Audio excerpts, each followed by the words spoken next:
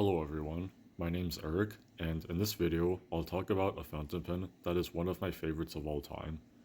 Also, as a side note, don't know how this style of video is going to turn out since I've never done something like this before. So, I've gotten into fountain pens within the last year, and I thought it would be cool to share one. I have here for you today a vintage Parker Gold Lead Vacumatic, made in 1937. The pen is made out of celluloid, and this gold lead finish is arguably the most beautiful out of all the Vacumatic models. Under the cap is a gold nib, with an equally beautiful arrow engraving that was put on most Vacumatic nibs. I actually swapped out the original for this nib, since I prefer the Canadian Semiflix nib more. I think that's enough talk for now though. How about I show you how this pen writes?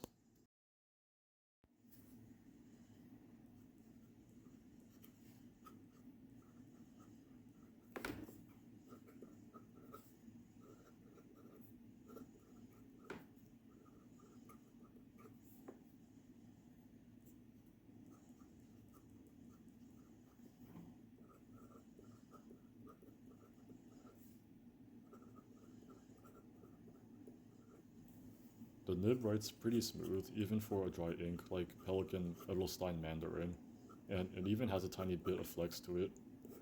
I generally post the caps of my pens, but I don't for this one since the cap lip has some stress cracks to it. Given the short length of the pen though, it's rather unbalanced, and I devised a redneck solution that I'll show you right now.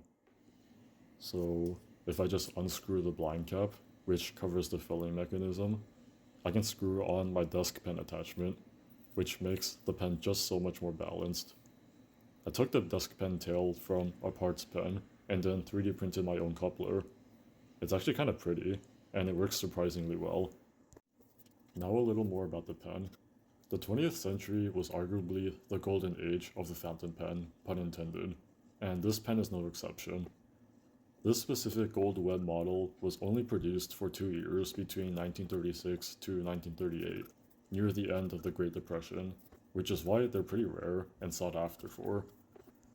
Celluloid was a common material for fountain pens during this period, along with ebonite, but unfortunately, celluloid is rather prone to cracking under excessive moisture, heat, or UV radiation, which is why it's really hard to find good examples of these pens today. The reason why the pen's called a vacuumatic is because the pen fills by repeatedly pressing down on a plunger to expel air, creating a vacuum, and then releasing to take in ink. I won't go too into detail about its workings, since there are many sources that explain it well, like Richard Penn's. I'll link an article to the description. That's about all I wanted to share in this video. This was more of me dipping my toes in this kind of video genre. Also, shout out to Olive Boy for inspiring me to make this kind of video. Let me know how I did, since I usually only post lately edited clips of my RC stuff. Have a nice day.